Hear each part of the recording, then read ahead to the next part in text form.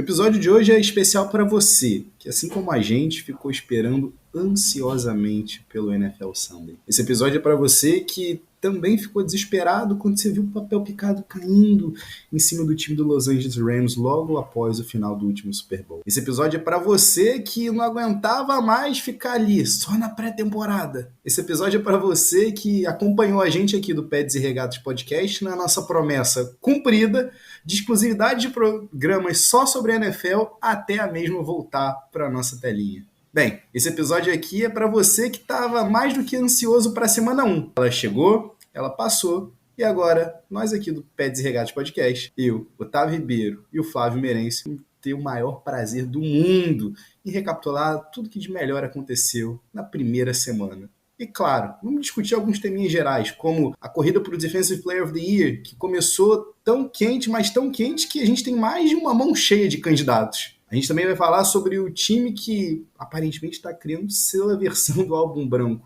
Já diria Nate Tice. Um abraço, inclusive. A gente também vai falar sobre as nossas escolhas para jogadores da semana ofensivo e defensivo, tanto na NFC quanto na AFC. Então você já sabe, né? Estica essas pernas, ajeita esse fone de ouvido, que está começando mais um Pads e Regatas Podcast. Iguodala to Curry, back to Iguodala, up for the layup. Oh, blocked by James.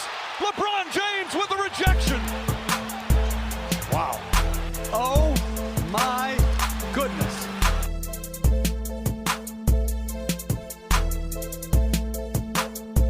Salve, salve, querido ouvinte. Este é o Pads e Regatas Podcast. Como sempre, eu sou o Flávio Merencio. E eu sou Otávio Ribeiro. E hoje a gente vem para falar com vocês sobre NFL. A gente vai contar para vocês tudo o que aconteceu. Vai ser um react da semana 1 da NFL. Todas as narrativas você encontra aqui com a gente. Todas as dicas pro Fantasy você encontra aqui com a gente também. Tavinho, tô animado pro episódio de hoje, hein? Opa, não tem a menor dúvida, Flavinho. E olha só, vou te dizer uma coisa, tá? Eu tenho um compromisso aqui com a nossa audiência. Porque, Flávio, ouvindo novamente o episódio 72, erramos, hein? Erramos algumas previsões, hein? Outras estamos bem encaminhados, como o Ja'Marr Chase, Jahan Dodson. Encontrei, inclusive, o senhor sendo um tremendo de um picareta. Pra quem não ouviu, volta lá no episódio que saiu no NFL Sunday, né? O domingão, você já acordou ali naquela ansiedade? Já tinha episódiozinho do Pads e Regatas pra você lá. Flávio Merencio me joga Justin Jefferson e o Ja'Marr Chase como o melhor wide receiver da temporada. Aí é mole. O homem botou simplesmente ficha dos dois mais garantidos. Aí é fácil. A gente joga pra vencer, entendeu? Tem que ver a cobrança. Mas é isso aí, Flavinho. Flavinho, deixa eu te fazer uma pergunta aqui. Você tá realmente animado pra temporada do Fantasy? Eu tô muito animado pra temporada do Fantasy. Porque, olha só, eu já queria inaugurar a sessão Enzo de abraços efusivos e mandar um abraço aqui pro nosso companheiro de liga, né? A Liga dos Ouvintes do Pads e Regatas Podcast, o nosso querido companheiro Rafael Pérez. Arrebentando. Do time, o freio da Blazer, inclusive arrebentando as suas condições na liga, Flávio. Rafael Pérez, um abraço pra você, meu parabéns, porque não é fácil você assaltar o Flavinho, mas quando você assalta com gosto. Tá de parabéns, meu amigo. Que trade. Hoje de manhã já teve negociação, vai, volta, papapá, até sair o negócio. Agora, vou te falar, freio da Blazer vem aí e é top 5 all-time nomes de time de fantasy. Queria deixar isso claro. Ele, inclusive, o nome dele lá que aparece é RB, não sei o que, Pérez, eu trocaria o nome dele, do usuário dele pra freio da Blazer também, pra poder ficar tudo freio da Blazer. Unifica tudo. Sessão Enzo de abraços efusivos. O primeiro vai pro nosso querido Enzo, o segundo vai pro meu querido Igor Cláudio, torcedor do Coltão, tá meio de cabeça inchada, porque o time não começou bem, mas ele disse que é sempre assim, e é verdade na semana 1, mas o time dele, inclusive, é um time que tá envolvido com trocas, tá envolvido em conversas com o time do Flavinho, mas um grande abraço pro meu querido, ele sempre contando aí com a gente, sempre falando com a gente lá no nosso perfil, manda mensagem direto, hoje teve post sobre o Coltão, se você não viu ainda, vai lá no @Pads e Regatas pra poder ver. Tanto no Twitter quanto no Instagram. Tanto no Twitter quanto no Instagram. E vou te falar, tem que ter um abraço aqui pro meu querido Mitch Trubisky. Desdenhei dele aqui nesse episódio. E os Steelers, apesar de perder em first downs de 13-27 no Bengals, o Bengals não queria ganhar aquele jogo. Mitch Trubisky tá 1-0, comparado com o meu recorde, que é 0-0, porque eu não ganhei nenhum jogo de NFL. Mas ganhei de Fantasy nas duas ligas. Um abraço pro Mitch Trubisky. Arrebentou.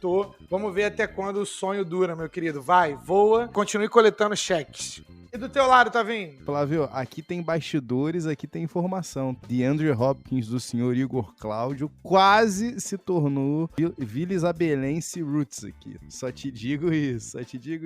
Abre teu olho, Igor. O meu abraço aqui, além do firme freio da Blazer, Rafa Pérez, vai pra quem mandou, Flavinho, porque aqui é um abraço, mas é um abraço meio que misturado, porque a gente recebeu aqui, Flavinho, uma perguntinha da nossa querida ouvinte, nossa rainha, Dilmaí, senhora Dilmaí, grande fã, exímia fã de Papai LeBron, veio no nosso inbox, lá no... Inbox não, Flavinho, é DM, né, Flavinho, no Instagram que se fala, né? É DM. Veio na DM do @PedsERegata, mas ela também podia ter ido na DM do Twitter do @PedsERegatas ou na nossa caixa de entradas no pedsregatas@gmail.com, mas ela foi pra perguntar o seguinte, rapazes, e aí? Como é que vai ficar a situação do meu Papai LeBron? Como é que vai ser essa temporada? Tô ansiosa. Flávio, acho que bateu na senhora Dilma aquela ansiedade do marasmo da off-season, né não? Sim, com certeza. Inclusive pra vocês, a nossa mailbag é sempre no início dos nossos episódios, então pra vocês já ficarem cientes, sempre no início vai ter a mailbag de vocês, a gente sempre traz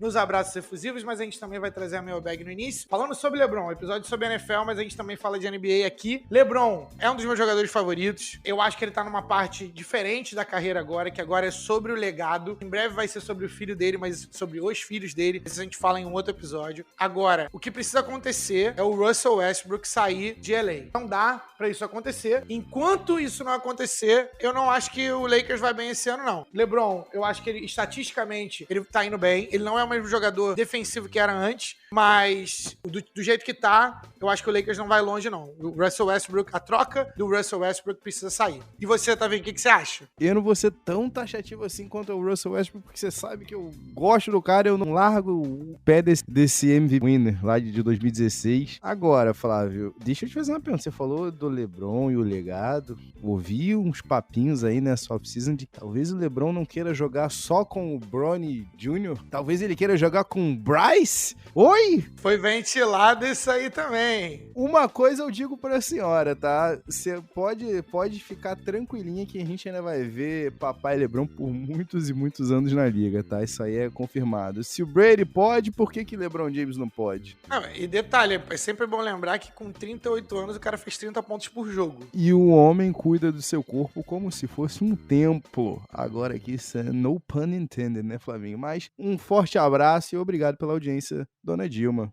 E você, se você quiser mandar uma mensagem para nossa mailbag pra gente ler aqui, pedsregatas@gmail.com ou em qualquer uma das nossas redes sociais, @pedsregatas no Twitter e no Instagram, beleza? Então vamos que vamos começar.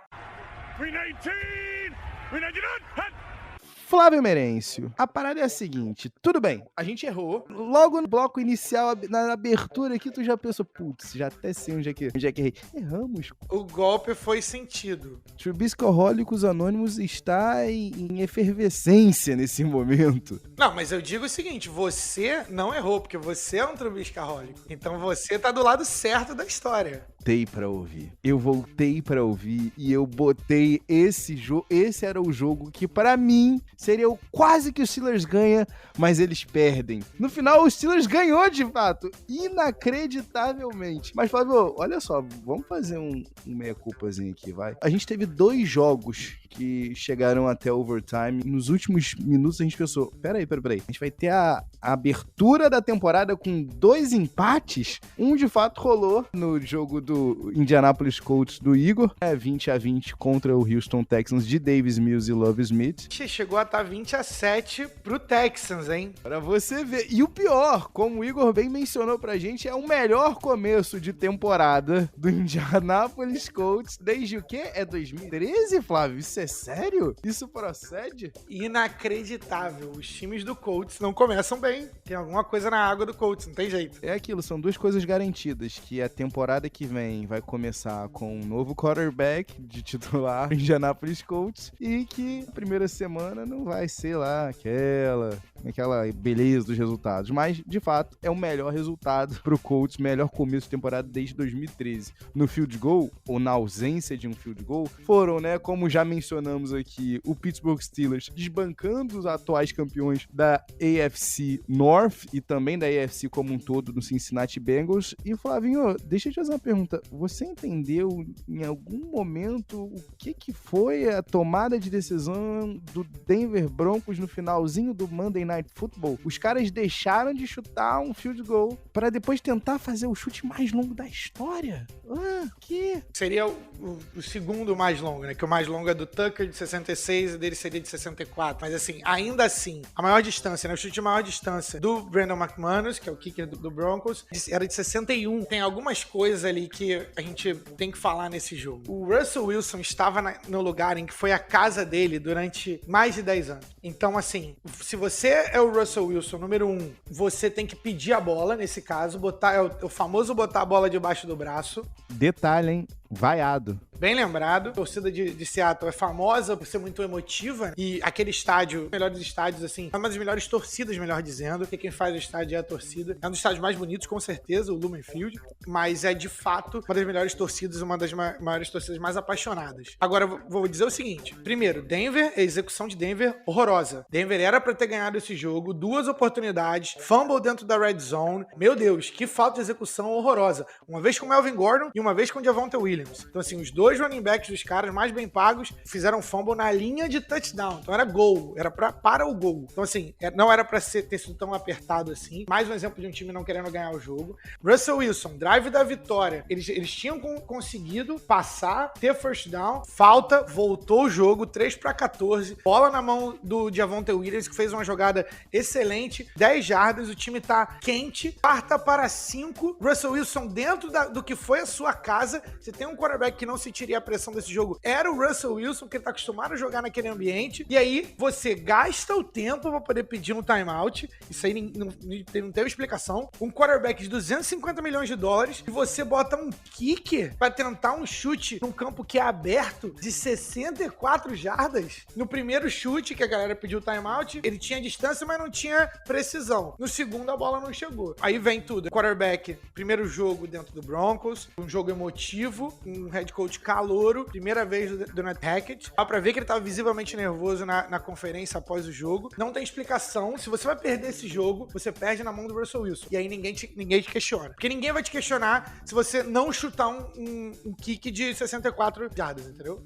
Flávio, pois é, coisas que nenhum ateu consegue explicar naquele momento final. Outra coisa aqui que nenhum ateu também consegue explicar, o Flávio, o que diabos aconteceu em Detroit? A gente teve um shootout, um dos jogos mais estranhos, mais esquisitos da rodada. Philadelphia Eagles acabou vencendo o Detroit Lions, mas o final do jogo deixou o torcedor do Eagles de cabelo em pé, porque até o último instante o Lions tinha chance de retomar a liderança, né? E, Flávio, eu queria destacar aqui 2 coisinhas.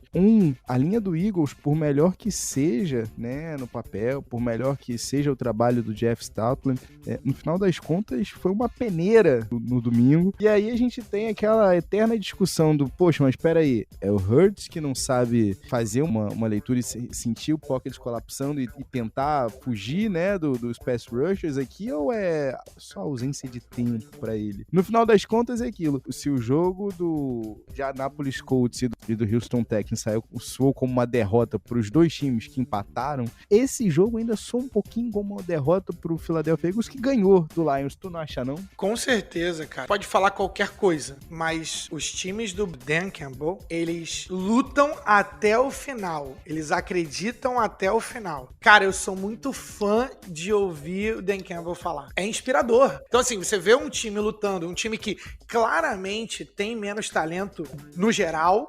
É o mesmo time que mostrou, apesar de já ter menos talento no ano passado, também já mostrou esse tipo de luta no ano passado. Então, acho que é por isso que o Dan Campbell NFL seguiu nesse jogo. Agora, eu acho que isso mostra mais sobre o Eagles, esse jogo mostra mais sobre o Eagles do que sobre o Broncos. Pra quem não viu o jogo inicialmente foi dominado pelo Eagles, tinha uma liderança confortável, e aí deixou o time voltar, o time deixou o Lions voltar no jogo. O nível de esforço, o nível de dedicação tem que ser durante o jogo todo. Isso me parece que vem da liderança dos coaches. Faz sentido isso pra você, Tavinho? Você que acompanha mais o dia a dia do Eagles? Qual que é o seu take? Faz sentido sim, Flávio, mas eu te digo uma coisa, tá? O mesmo pau que bate em Chico, bate em Francisco. Eu vou defender o senhor porque quando eu perguntei no episódio 72 no Pets e Regatas Podcast se a gente podia de fato considerar o Eagles como um Super Bowl contender, o senhor falou, calma, peraí.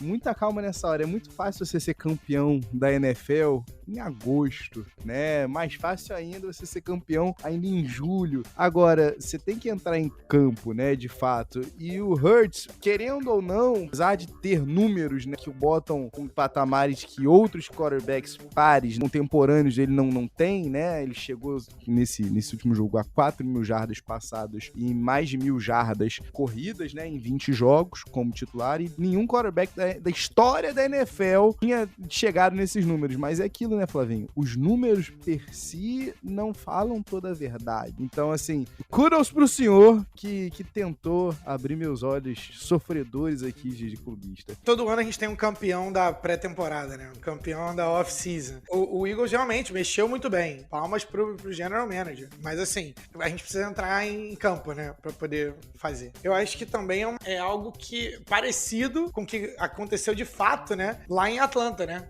Sim, exatamente. Você falou sobre entrar em campo. Quem quase não quis entrar em campo foi o Baltimore Ravens e o New York Jets, né? O joguinho feio. Eu não sei se tu concorda comigo, mas talvez o jogo mais feio da rodada. Se a gente tava super animado para ver a volta de Russell Wilson para casa, eu não sei se alguém botou na agenda a volta de Joe Flacco, né? O reencontro de Joe Flacco com o Ravens. E assim, no final das contas, o próprio Lamar Jackson, não sei se ainda era aquele resquício de pré-temporada, sabe? Não sei se era ausência de recebedores, a ausência do J.K. Dobbins, mas todo ali aquele começo ali pro Ravens foi letárgico, e mais letárgico ainda vai ser o começo de temporada do Jets, que não vai poder contar com o Zach Wilson garantido até a 5ª rodada, né, Flávio? E ainda depois ainda tem tempo de adaptação e tudo mais, mas assim, era pro Baltimore ganhar de 50 pontos a diferença desse jogo. Então, claramente, a gente fala de times, né, que se igualam à oposição. Esse é um termo do inglês, né? Você se rebaixa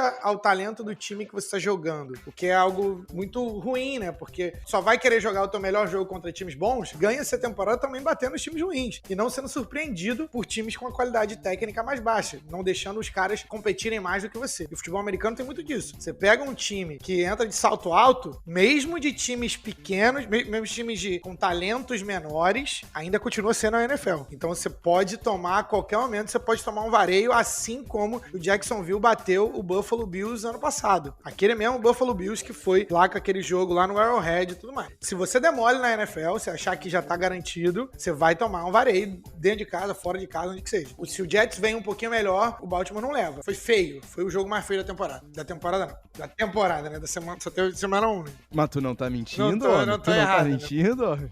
Agora que você falou uma coisa, é verdade.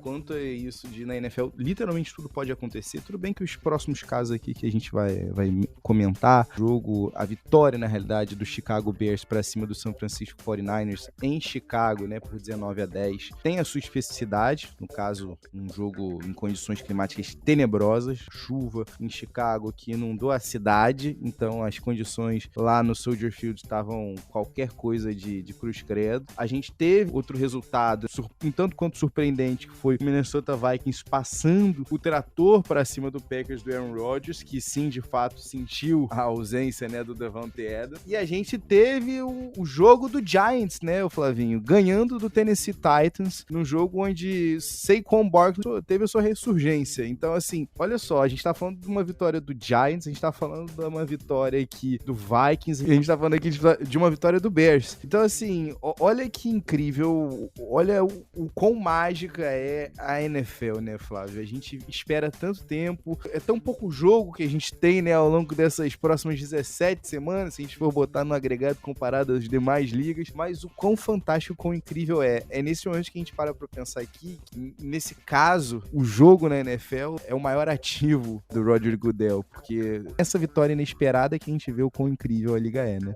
É isso, né? É paixão. E você pode acreditar, né, que são os times mais consistentes que vão ao playoff, mas tem emoção até a 17ª rodada, porque todo time pode ganhar. Uma hora os ciclos se fecham, como o ciclo, aparentemente, do New England Patriots chutando o traseiro dos demais adversários, né, de divisão. Tanto que esse domingo a gente teve a vitória do Miami Dolphins de Tua Tagovailoa, teu amigo, né, Flávio Merencio, pra cima do New England Patriots do Bill Belichick. Esse jogo aqui, Flavinho, marca uma coisa super interessante pra mim. Primeiro jogo de Tyreek Hill sem Patrick Mahomes, e eu queria que você fizesse uma apostinha, vai, já que você gosta de se comprometer até o final da temporada, Flavinho, quem é que vai se dar melhor sem o seu respectivo quarterback? O Tyreek Hill com Tua Tagovailoa ou o Davante Adams com o Derek Carr? Pergunta sensacional, não tava nem esperando por ela. Mas assim, eu acho que o Derek Carr e o Davante Adams vão ser os melhores. Por quê? Porque o Davante Adams e o Tyreek Hill, em termos de comparação, aí vai depender de quem você considera o número 1 ou o número 2. Eu gosto mais do Tyreek Hill do que do Davante Adams, mas é negável que o Davante Adams pode ser considerado o primeiro wide receiver da NFL, o melhor wide receiver da NFL. Só que a diferença de talento entre o que o Derek Carr pode fazer e o que o Tua pode fazer, eu prefiro o Derek Carr, tá? Apesar de ser um Tua fan, torço pra carreira dele e tudo mais, tenho ele no Fantasy, mas assim, pelo que mostrou hoje em dia, o Tua se mostrou ser bem mais limitado do que o Derek Carr. O Derek Carr já tem uma presença comprovada na liga com os stats que o Tua ainda não tem. E como time, eu acho até que o Miami, como time, o roster é melhor, mas o peso que o quarterback tem dentro do time é maior. Última coisa que eu vou falar sobre isso, a divisão em que eles estão situados. A divisão do Raiders é tiro, porrada e bomba. Par pode até funcionar melhor do que o Tua e o Tyreek Hill, mas talvez o Miami tenha até mais chances de playoff pela divisão em que tá se situado. Pois é, Flavinho, uma coisa que é fato, tá? Essa disputa vai ser bem legal da gente acompanhar a season long. O Davante Adams comandou 50% dos alvos do Derek Carr nesse domingo. Nada mudou, né? Nada mudou, 141 jardas em 10 recepções, um touchdown. E o Tyreek Hill, eu tô contigo aqui. O que impede o Tyreek Hill de passar a dianteira e não olhar pra trás, coisa que ele costuma fazer com certa frequência aqui, Flavinho, é justamente o Tua, né? Porque os targets também estão lá. Ele recebeu 12 targets, ele conseguiu desses 12, 9 recepções, ele quase chegou ali na marca de 100 jardas, ele teve uma carregada para 6 jardinhas, mas, Flávio, é inegável, em algum momento o Tyreek Hill vai acelerar e ele vai olhar para cima e ele vai ver que a bola não tá chegando, porque a bola tá lá atrás. Então, assim, vai ser um pouquinho mais difícil para ele, mas, bem, que bom que já tá garantido o contrato de wide receiver mais bem pago da liga, né, não? Só pra gente fechar aqui essa parte aqui, antes de eu fazer algumas perguntinhas para ti, eu queria fazer só algumas observações em gerais dessa primeira semana. Eu queria que você trouxesse dos próximos jogos aqui um destaque que você acha que o nosso ouvinte deva ficar de olho e deva se animar pro restante da temporada. Eu tô falando aqui dos jogos. Lembrando a você, peraí, Otávio, Flávio, vocês não comentaram sobre o jogo do Bills e do Rams. Calma, você não ouviu então, né? Então volta no feed, que episódio 72 tem lá o nosso react do primeiro jogo da temporada. Mas eu quero saber aqui de você, Flávio, dos seguintes jogos. E fique à vontade, tá? Eu sei que você já tinha soltado ali uma préviazinha do jogo do Falcons e do Saints, mas o teu Falcons perdeu por um pontinho pro Saints, 27-26. Se você quiser traçar algum comentário sobre o jogo, fique à vontade. Mas os demais aqui que estão no mesmo balaio, a vitória de Carson Wentz, o senhor dos 73 graus, você chegou a ver esse dado? Você chegou a ver essa informação? Não vi. Em condições climáticas ideais, Carson Wentz é um quarterback de elite. Todas as vezes que a gente tem a temperatura de 73 graus Fahrenheit nos Estados Unidos, Carson Wentz tem jogos maravilhosos. Inclusive, a gente vai postar no @Pads e Regatas lá no Twitter essa estatística aí pra você comprovar e se chocar. Eu não sabia, mas é fato. É informação, é verídico. O Carson Wentz acabou lançando 4 touchdowns na vitória pra cima do seu antigo técnico e antigo nêmesis Doug Peterson e o Jacksonville Jaguars.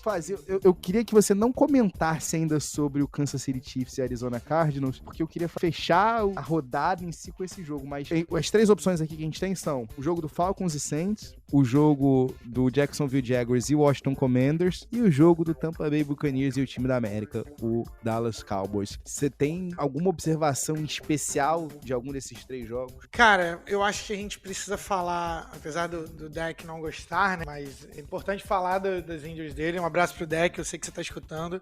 Inclusive 75 graus Fahrenheit dá 23 graus Celsius, só pra galera que tá fazendo a conversão aí. Então, não são 75. É 73? 73. Tem que ser exato. Exato, e 73 graus Fahrenheit. O que dá 22,7778 graus Celsius. Pra galera que tá aí, ó, corrigido agora pra vocês. É quase aquela 777 Partners. Um abraço aí pro Vasco da Grana. Aqui a gente tem informação no nosso programa. Dak Prescott machucou o dedão. Vai fazer uma cirurgia de 6 a 8 semanas aí fora. Importante dizer que quando ele tava no jogo, os Cowboys não foram nada bem. O time claramente sentindo a ausência do Tyron Smith na linha ofensiva. A defesa de Tampa Bay é legítima. A defesa de Tampa Bay é um nível alto, a gente se esquece disso. Com o que foi apresentado, o ataque vai vir. Eu não duvido de Tom Brady, é proibido duvidar de Tom Brady nesse podcast. Mas, pelo menos pra mim, essa regra vale pra mim. Mas eu acho que o Cowboys precisa analisar a possibilidade de ou ir atrás do Jimmy G, ou ir atrás de um jogador que seja reserva, trazer o Fitzmagic, trazer o nosso menino lá, como é que é o nome dele? Foi reserva do Eagles. Gardner Minshew, segundo. Acho que é isso. É estiloso pra caramba, fã de todo mundo. Eu costumo dizer que a relação de paixão com o Gardner Minshew dura 2 jogos. 2 a 4 jogos. Mas, enfim, eu acho que esse é o ponto que precisa ser ressaltado. Talvez esteja na hora de uma reestruturação com os Cowboys. O Ezekiel Elliott não é o mesmo jogador, tá sendo pago como top running back, mas já não é o mesmo jogador. Tony Pollard tá pedindo passagem. O CeeDee Lamb agora tá sozinho. Cedric Wilson não tá mais lá. Michael Gallup se recuperando de lesão em 2 temporadas consecutivas. O Amari Cooper tá em Cleveland. E nem assim o Jalen Tolbert se vestiu pro jogo, hein? Então, assim, problemas. Não, problemas, assim. Dalton Schultz e CeeDee Lamb, esse é o teu ataque? Será que o Dak Prescott é esse tipo de jogador? Ele certamente é pago como tal, mas eu não acho que ele seja esse tipo de jogador, tá? Mas enfim, vou deixar por aqui por enquanto. Maravilha, Flávio.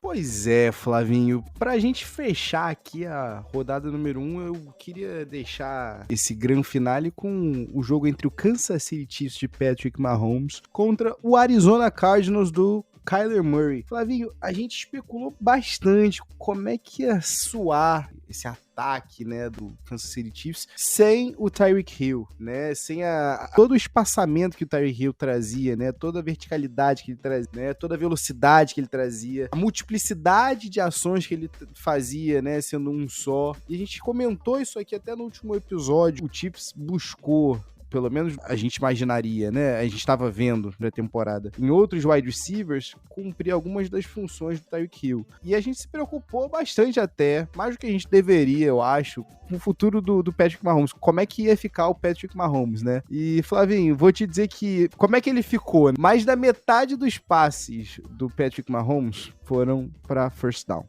Acabaram convertendo first downs. A gente tá falando de 56,4%. A gente tá falando de uma comparação aqui com uma média da liga nessa semana 1, Flavinho, de 33,8%. Então, assim, não me parece que sentiu tanta falta. Isso sem mencionar o fato de que ele passou para 10 recebedores diferentes, Flavinho. Então, assim, o leque tá aberto, o menino tá disposto, tá lançando, e no final das contas, o Kansas City Chiefs conseguiu 33 first downs em só 66, Flavinho, snaps ofensivos. Eu queria saber de você o seguinte, se talvez o Chiefs se encontre junto com o Bills como os dois times que estão um pouquinho à frente dos demais nesse ano, pelo menos nessa primeira semana? Com certeza, pra mim isso é notório, de novo por causa dos quarterbacks. É muito importante a gente lembrar a dominância que os quarterbacks têm nessa liga. Aí você pode falar se é certo, se é errado, aí é a opinião. O fato é que, quando você entra num jogo e você tem o Patrick Mahomes, que acerta 30 de 39 passes para 360 jardas e 5 touchdowns, jogando fora de casa com um time que foi para os playoffs na temporada passada, que tem um quarterback de 230 milhões de dólares com uma cláusula de videogame no contrato, você vê quanto o Patrick Mahomes está distante dos outros quarterbacks que não se chamam Josh Allen.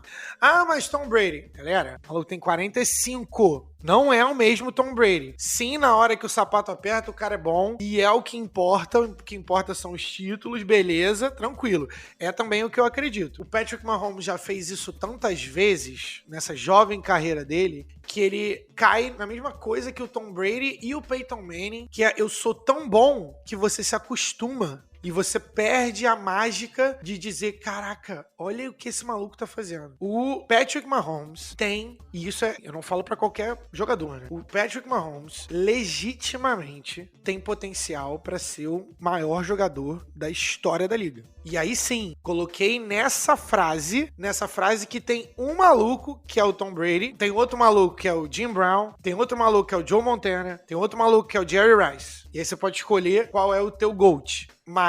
E que pra mim é o Tom Brady. O Patrick Mahomes é o maior talento que essa liga já viu, pra mim, desde que o Aaron Rodgers entrou na liga. E o Aaron Rodgers, como talento, ele tem um argumento pra maior talento para a posição que a gente já viu. Aí a parte mental, a parte comportamental, a parte fora de campo já é uma outra coisa. E que claramente influencia. Porque o cara é o mais talentoso, hoje em dia o cara tem um título só, tá no final da carreira, mas no playoffs o cara vira geleia. E aí é uma outra coisa. O Patrick Mahomes tem o mesmo número de Super Bowls que o Aaron Rodgers. Mas em termos de talento e em termos do que esse cara fez em poucos anos de liga, não tem como você não falar que esse cara não tem o potencial para ser o maior jogador da história da liga de longe. E aí ele só precisa ganhar mais 6 títulos pra igualar o Tom Brady. Mas assim, uma coisa que ele tem e que muitos quarterbacks não têm no início de carreira é um bom técnico. O Peyton Manning não tinha. Aí, mas Tony Dungy era legal, é um bom técnico, papapá. Não era um gênio do ataque, ele era um gênio da defesa, tá? Poucas vezes, apesar do Bill Belichick ser um gênio de defesa também, ele é, na minha visão, indiscutivelmente o maior técnico da história. Então você pegou o cara que se tornou o maior da história, que é o Tom Brady, e casou com o maior técnico da história, que é o Bill Belichick.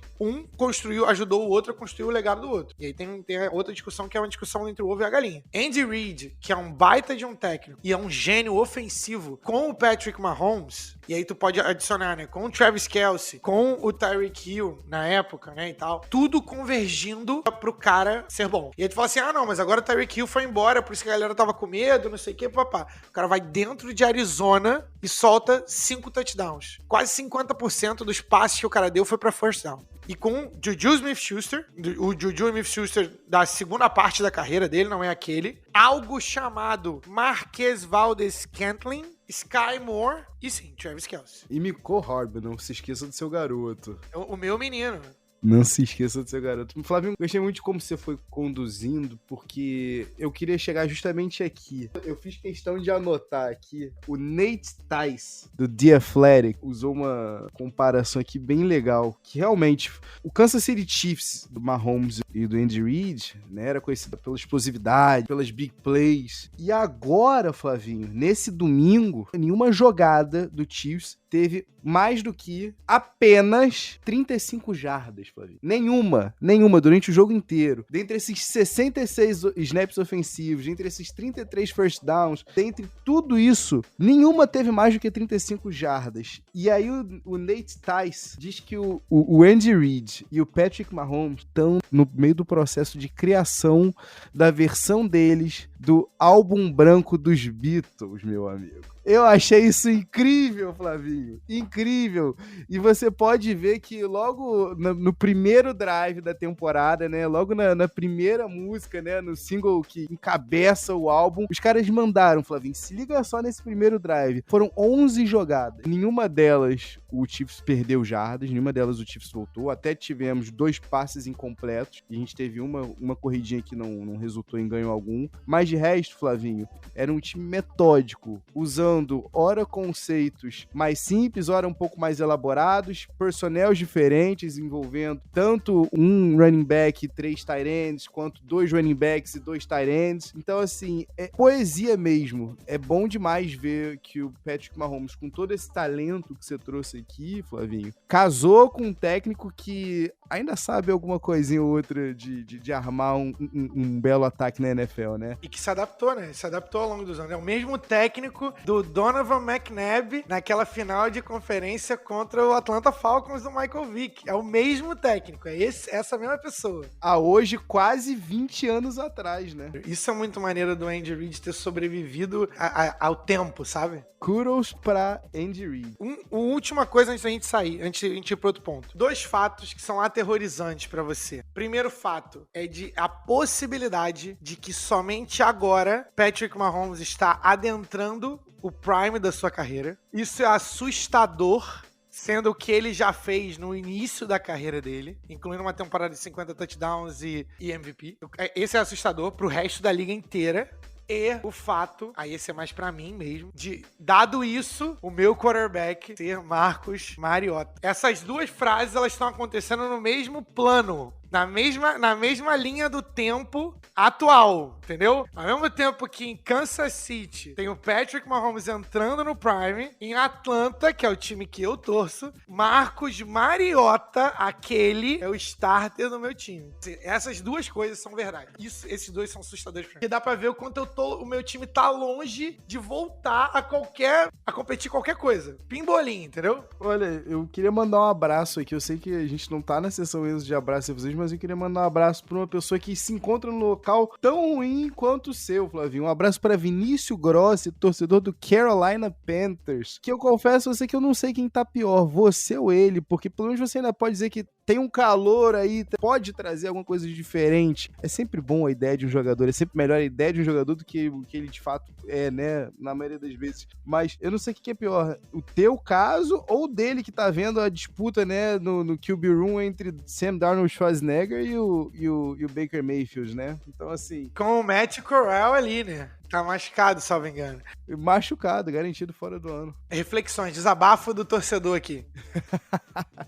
No divã com o pé desarregado. Eu não sei o que é pior. Se é o Desmond Ridder, que é o QB calouro do Falcon, ir muito mal e ver que a gente gastou uma escolha de 3º round nesse cara. Ou se ele for somente bem. Tipo, sabe aquele bem que é o suficiente pra galera acreditar que tem mais coisa? Aquele nota 6, aquele Matt Schaub. Matt Schaub, ele foi pro Falcons, o que o Kirk Cousins é pra todos os times que o Kirk Cousins joga. Flavinho, vou denunciar a tua idade, hein? Quando eu comecei a acompanhar a NFL, o Matt Schaub já tava no Texans, hein? Ó, olha aí. Tá velho, eu peguei Matt Schaub no Falcons. Entendeu? Tu tá velho. Tamo ficando velho, rapaziada. Então, assim, é isso. Por isso que eu tento trazer referências de agora pra galera poder entender, sofrer junto comigo. Então, se ele for bem em nota 6, é horrível pra gente. Pra mim, que ele seja entre e nunca mais saia. Que ele seja o QB1, indiscutível, bom pra caramba. Tomara. Agora, se ele for o meio do caminho, que é só o suficiente pra tu falar assim, não, o time acredita em Desmond Ridder e ele virar um Ryan Tannehill, pra mim, essa é a pior das mortes na NFL, que é a chamada zona da linguiça. Que você tá ali no meio, a única coisa que tu sabe é que tu não vai ganhar Super Bowl. E aí tu fica torcendo pro teu time ganhar 10 jogos, ou teu time ganhar 9 jogos, pra ir pro playoff e tomar uma saraivada. Eu não sei o que é pior. É isso. Desabafo, acabou. Desabafo de um torcedor Triste, vai.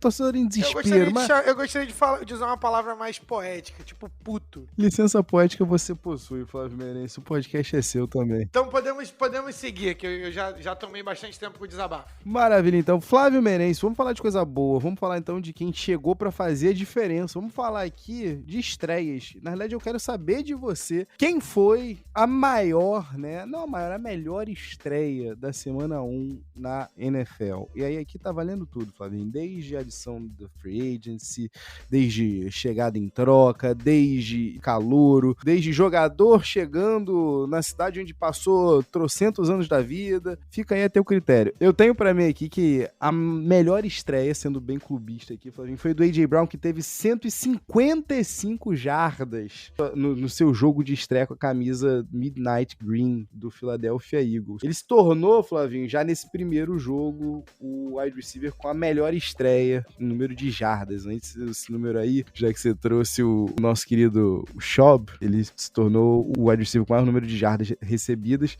desde Dante Stallworth. Nossa, gostava muito. Pra quem jogou Madden 2004, Dante Stallworth tinha 97 de velocidade. Era um dos jogadores, se não o jogador mais rápido do jogo. A aceleração também no talo, a agilidade no talo. Que saudade. Mas não sendo clubista aqui, Flavinho, querendo enaltecer sempre o trabalho dos calouros, a gente também tem aqui que dar o braço a torcer pro Trayvon Walker, o calouro número 1 do draft desse ano, que na sua estreia pelo Jacksonville Jaguars simplesmente provocou um rebuliço. Encheu, como a gente costuma dizer, o Excel de estatísticas, né? Tocou o salseiro. Tocou o salseiro. Teve sec, teve interceptação, teve passe defletado, teve 3 tackles, teve tackle atrás de linha de scrimmage. Uma estreia de encher os olhos. Mas quem que você traz aí como a estreia dessa semana na NFL? Vou trazer 2, hein? Primeiro sendo o Davante Adams em Las Vegas com o nosso querido Derek Carr. 10 recepções para 141 jardas e um touchdown. A.J. Brown também foi muito bom. Para não ficar igual, vou trazer o Davante Adams. 50% dos targets no time do Las Vegas Raiders foram pro Davante Adams. O time mudou, mas só o time. Eu vou trazer também o nosso querido Geno Smith, que talvez é uma reestreia em um jogo cheio de emoção dentro do Lumen Field. Geno Smith talvez jogou o jogo da carreira. Eu não lembrava, fazia tempo, mas ouvir o Geno Smith falar é inspirador, rapaziada. Se vocês quiserem começar bem o dia de vocês, vai lá ver as entrevistas do Geno Smith. Um maluco que veio como segundo round no no Jets, era pra ser o starter em um ano, brigou com um companheiro, tomou um soco, quebrou o maxilar e nunca mais foi starter de nada. Backup na liga há muito tempo e esperou o tempo dele atrás de quarterbacks mais talentosos até ele poder estrear, chegar a hora dele. E aí eu queria trazer uma frase que ele trouxe na hora da entrevista. A galera falou assim, é uma expressão do inglês, né? Eles escreveram você fora da liga. Ele falou assim, eles até escreveram, mas eu não escrevi de volta. Tamo aqui, eu sou uma pessoa abençoada. Cara, que maneiro ouvir o Geno Smith falar. Fiquei emocionado, na real. E é um quarterback que tá desafiando, né, o óbvio desde o momento 1, né? Porque tem uma temporada maravilhosa na sua última pelo West Virginia Mountaineers, consagra, inclusive, Tavon Austin, Stedman Bayless da vida, e quando ele vai pra Green Room do draft, todo mundo vai embora e só fica o Geno Smith. E termina o dia 1 do draft e tá só o Geno Smith. E ele tá lá ainda com aquele sorriso largo na cara, mas você sabe que ele tá desconfortável, né? Pô, você realmente pensar que agora, depois de tanto tempo, ele receber essa chance...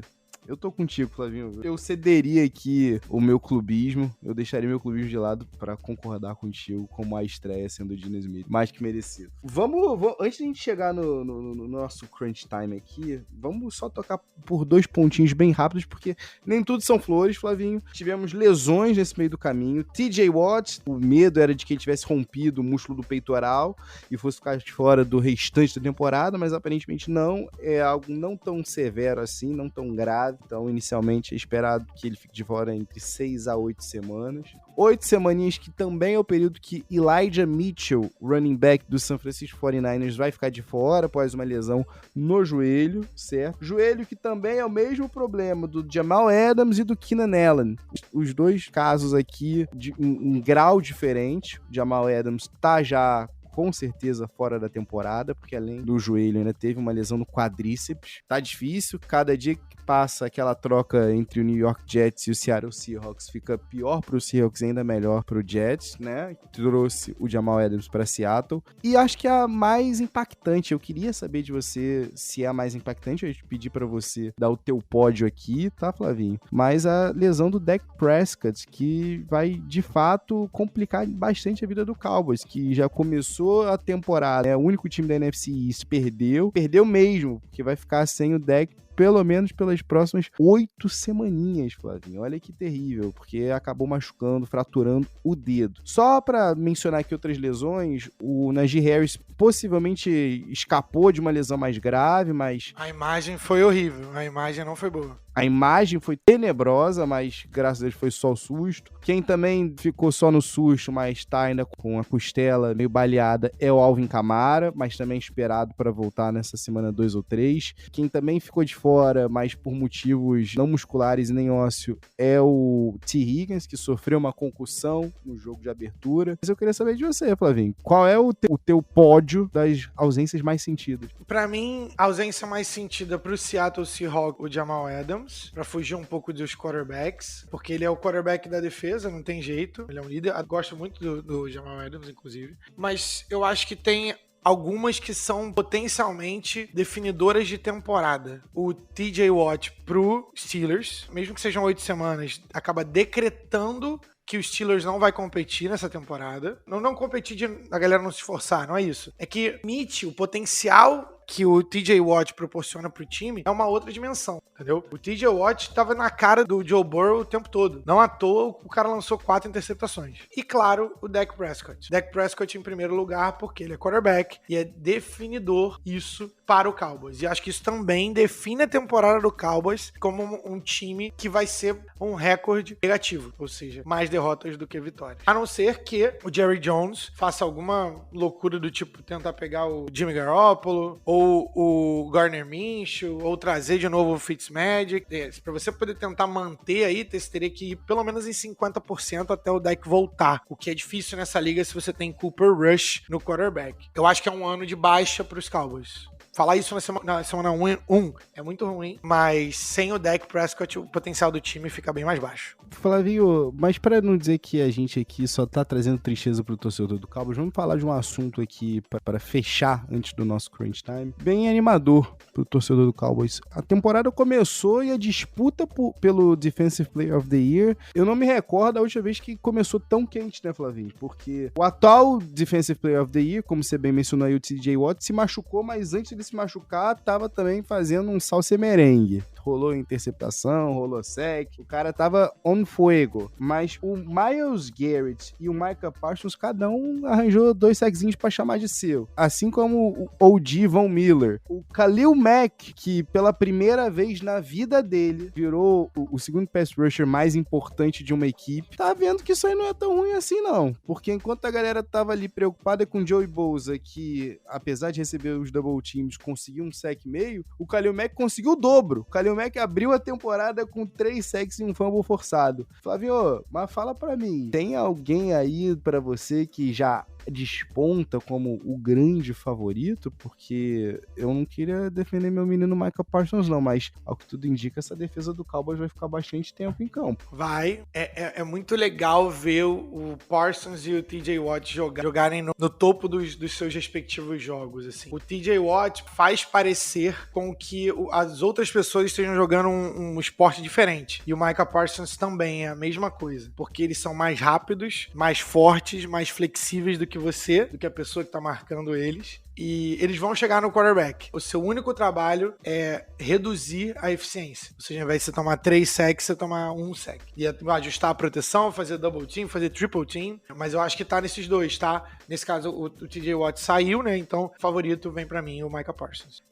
Inclusive, gostaria de trazer aqui pra comunicar pra vocês que o nosso querido Otávio, essa semana, na mesma semana, orquestrou trocas, as 2 trocas, em 2 ligas consecutivas pelo Micah Parsons. Então, finalmente, o menino está em casa, Tavinho. Nível de felicidade... Tá em casa. Se a gente pudesse dar de 1 a 100, 200. 1 a 100, Micah Parsons. Chegamos então aqui, Flavinho, a ele, ao nosso queridíssimo Crunch Time! It's off to Leonard, defended by Simmons. Is this the dagger? Flávio Merencio, pra gente fechar o episódio 73 do Pets e Regatas Podcast, aproveitando e agradecendo a você que chegou até aqui com a gente, e lembrando que você pode seguir a gente, mandar uma mensagem pra gente direto nos nossos arrobas, tanto no Twitter quanto no Instagram, o Peds e Regatas, certo? Ou direto na nossa mailbag, no pedseregatas@gmail.com. Mas eu quero saber de você, Flávio Merencio, e de você, querido ouvinte, quem é que foram os seus Offensive Player of the Week, tanto da Conferência Americana quanto da Nacional, e também o jogador defensivo da semana, tanto da Conferência Nacional quanto da Americana. Diga-me os seus, Flavinho, que eu tenho os meus aqui anotados. A gente vai começar por qual conferência? Qual conferência queres começar? Nós dois aqui torcemos para a NFC, e a gente sabe que hoje a AFC tá muito melhor arranjada, né? Então, assim, vamos começar na nossa. Então tá bom, vamos começar de NFC. Jogador ofensivo da semana, eu vou de A.J. Marronzinho, A.J. Brown, 150 jardas pra cima do Lion. Que isso? Eu crente que o irmão ia botar o seu menino J.J. Justin Jefferson depois. Então sobrou pra mim. Eu tinha anotado 2 aqui pra não correr o risco de perder aqui o meu pra você. Eu fiquei muito tentado, Flávio, a dar o prêmio agora que você deixou pra mim o Justin Jefferson, mas não. Dar o prêmio pro Justin Jefferson acho que é ser chovendo molhado. Eu queria parabenizar o Saquon Barkley, que depois de múltiplas lesões e um time um tanto quanto duvidoso, conseguiu um statline maravilhoso, e melhor do que o statline dele, Flavinho, a vitória. E a corrida, né, que ele explodiu para 67 jardas, pela madrugada. É pique Saquon de novo. Estamos ansiosos para isso. Foram 18 corridas para 164 jardas, uma média de 9 jardas por corrida, um touchdown, 7 alvos para 6 recepções e 30 jardas aéreas, Flavinho. Então, assim, e a vitória pro Giants em cima do Titans. Como você tinha dito, Flavinho, no bloco anterior, é inacreditável como a NFL consegue em um jogo fazer o inacreditável acontecer. É surreal pensar nisso. Mas jogador defensivo, Flavinho, então vamos lá, da NFC, quem é o teu voto? Só queria dizer que esse jogo do Saquon Barkley me fez querer trocar por ele essa semana, então... E conseguiu! A troca foi feita. Foi, Igor. Qual foi, Igor? Podendo trocar comigo, irmão? Pô, Camara tá aí. O meu jogador defensivo é um jogador que tocou o salseiro e estava presente no campo inteiro no jogo do sofrimento, onde meu time falconizou. Ele é do New Orleans Saints, com 13 tackles e um fumble forçado. 12 desses tackles foram solo. Eu vou dar pro Pete Werner, desconhecido. Procura o rapaz, o cara estava em todos os lugares. Pete Werner, do New Orleans Saints, tá vindo. E o seu, da NFC? Segundo anista, né? Excelente. Baita aí. Provavelmente a resposta pro Saints quando o Demario Davis largar o caneco, né? Largar o capacete. Demario Davis também é uma máquina de fazer tempo. Flavinho, pra mim é fácil. Eu sei que você vai dizer que eu tô sendo clubista, eu gosto muito dos meus garotos de Penn State, mas gosto mesmo. Porém, não tem como, Flavinho. A gente já mencionou agora há pouquinho os 5 tecos, os 2 sacks do Micah Parsons no domingo, mas, Flávio, o mais importante, contra quem foram esses sacks? Simplesmente contra Tom Brady. Meu amigo, você já viu quanto tempo o Tom Brady demora pra se livrar da bola? Fez a primeira leitura, fez a segunda, fez a terceira em microsegundos, não viu nada que gostou, tá sentindo a pressão chegando, ele tá se livrando da bola. E ainda assim, o Micah Parsons chegou não uma, mas 2 vezes. E mais legal, Flavinho, Ele saiu de cada um desses sacks procurando a câmera e apontando. E quando ele olhou pra câmera e fez o 2 do segundo sack, você via o brilho no olhar dele. O cara que realmente vai atrás da promessa que ele fez antes de começar a temporada. Nesse ano, Micah Parsons vem pra quebrar o recorde de sacks na NFL.